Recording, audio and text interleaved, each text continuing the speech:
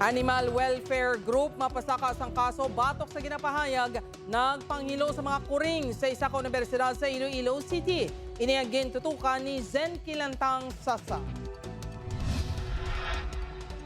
Agud masanagan sa matuod nga natabo sa ginapahayag pagpanghilo sa mga kuring kun sa din tatlo ang nasapuan nga patay sa main campus ng Western Institute of Technology. Plano sang Animal Welfare Group nga nakabaton sining nga impormasyon nga magpasaka sang formal nga reklamo batok sa institusyon. Sunod sa presidente sang organisasyon, ginatun-an pa nila kaupod sa abogado kung saan o ipasaka ang formal nga reklamo. Ginpahayag man sini nga may bastante nga pasilidad kag cages nga magamit sa pag-adoptar sa mga kuring.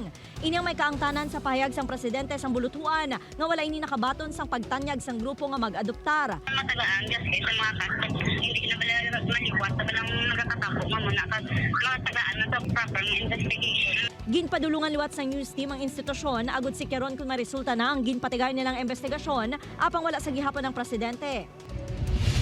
Gintugyan na sa Department of Environment and Natural Resources ang Visayan Tariktik Hornbill nga napatay matapos ginapahayag ginterador. Suno sa barangay kapitan sang Tigbalawa 1, ginputos ini sang plastic kag gin-freeze agud mapreserbar. Ang mga residente sa lugar tudluan naman sang DENR kung paano maproteheran ang endangered species.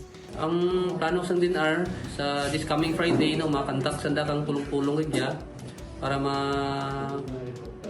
explain mapathag sa mga tao ang ang murang nga mga pispis endangered na para matudloan sila kung paano i-protect.